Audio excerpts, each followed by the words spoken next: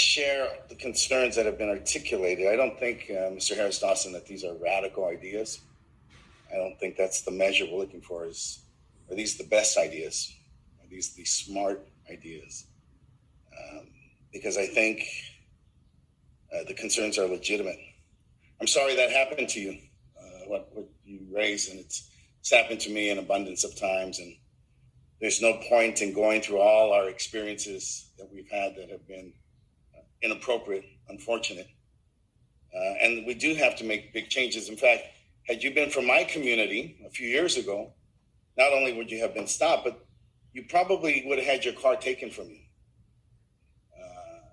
You would have been sat on the side, whether you were with your family or not, and your car would have been taken from you. You would have been fined. The fine would have probably been as much as your car itself.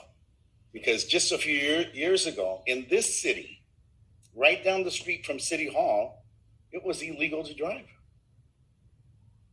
This city government told over $100 million they took out of the pockets of undocumented motorists. So I feel really bad that you got stopped.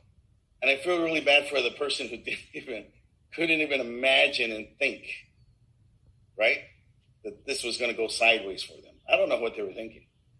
But it does demand change, and I've seen the change. In my 50 years of being an activist, I've seen the changes where it was illegal to drive. And now we have 1.7 million new motorists. And guess what? The world didn't fall apart. It wasn't a radical decision. It was a smart decision. It was the right decision to do. It was an alignment, right, of our values with what the laws are. And so now 1.7 new motorists exist. Automobile accidents are down. Insurance is up. So change can happen. Mr. Weston, you were part of that change. You gave me an opportunity to have my bill heard, even when it wasn't desired to be heard, even when it was unpopular amongst our own friends. So I think we need to move this discussion forward and talk about the changes that need to be done. I have a concern. I'm glad that Mr. Harris Dawson is with us, because there is a value in this globalization, and we need to look at it. And I have a motion for some appropriate time, Mr. Chair, to talk about us doing a side-by-side of what are the proposals, what's coming out of the Black Congressional Caucus, what's coming out of the meeting with President Obama, what's happening, what have we done. The decree was mentioned. This is not, the department of the past. This is not William Parker's department. This is not Daryl Gates' department. I grew up in that department. I'm well familiar with it. But this is another department that comes off the decree, comes off the leadership of Bill Bratton, comes off the leadership of Charlie Beck, and puts us in a position where we have the lowest homicide since 1962. Puts us in a position where the people engaged in these policies at least look like us. 53% of the officers are Latino. 50% of the 12,000 people that work for LAPD are Mexican American, Chicano, Latino. That's dramatically different from the police department that I grew up, that I was intimately familiar with as a young person. So yes, it's important for us to look globally, look within the nation, because globally the trend, Mr. Harris Dawson knows this, is towards privatization. And so what we have globally, it may look one way in Europe, but I tell you how it looks in Latin America. And it may look like that here in Bel Air and Brentwood and other communities. It looks more like apartheid in some respects.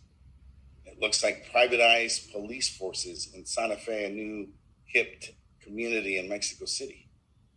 And so there's privatization at one level. There's a police force that's vulnerable to corruption. There's narco traffickers. There are people in my district who come here, believe it or not, because they want to live in a community where there is a police force. So it's not to absolve anybody, but it's to recognize the realities. That if you're fleeing MS-13 or the 18, if you're fleeing narco traffickers, if a man kills your husband and shoots him in the head right in front of you, and then puts a gun to his daughter and says, and it tells the mother, I want you to carry drugs for me. They covet what we are criticizing.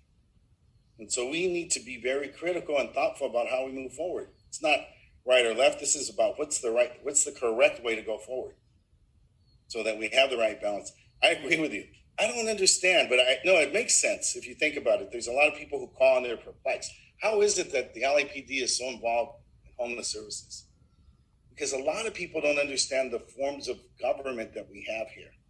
The demands that call for us to suggest that we give our money to mental health don't understand that the mental health department is part of the county, not the city of Los Angeles. When they demand that we put the money in education, don't understand that the school department has its own $8+ billion to spend on education. So when initially we were addressing this, there were silos of government that didn't interface. Mr. Weston, you remember when I was working with the county unions, there would be a discussion about cuts to the county budget, layoffs, thousands of people were going to be made unemployed.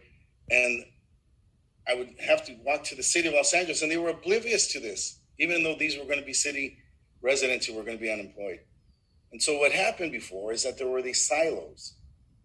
And so when the city started addressing the question of homelessness, amongst many of its attempts to address the question, they only looked to their toolbox, and they didn't look to the other toolboxes. And what's in their toolbox? LAPD. And so that's how that expanded, and we started spending over $100 million. You remember the beginning of this discussion, Mr. Wesson, that we were spending over $100 million, but we were funding LAPD to deal with questions of homelessness. I don't understand. I mean, I know how we got there, but we don't need to continue to go forward this way. We need to figure out how, and that's why I support all these motions, to figure out how to construct and redesign the relationship with LAPD and the people of Los Angeles. We need to make sure that the job of a police officer is the job of a police officer and not of a social worker. Who's the appropriate person to go to this site?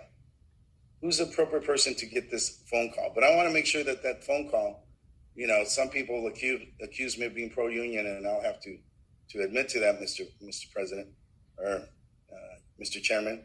But I want that person to be a 911 officer who works for the city of Los Angeles, who's a committed public servant, not some person in a call center in Nebraska or in Latin America or in India or some other place. But we have to redesign the way that we do this, because if we're putting the wrong person in the spot, how do we expect them to do that job if that's not their job? That's not what they were trained for. And so I'm excited about this.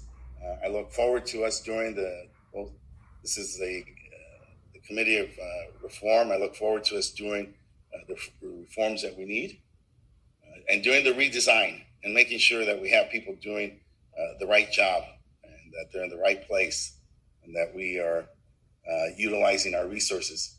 GRID is one of the programs. That's an excellent program. We've talked about it.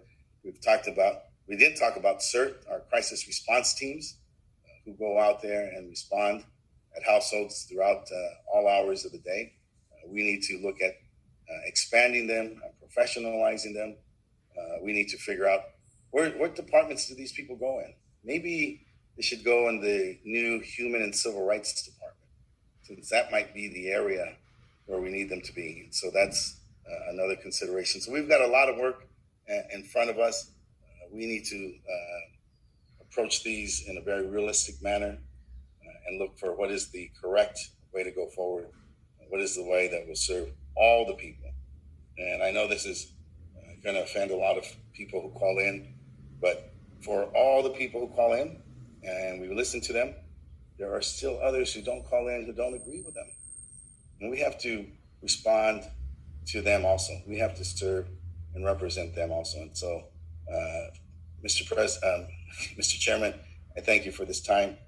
I look forward to going forward with this committee, the richness of the experiences of those who are part of this committee. And I think we're going to move the city forward. I thank you very much.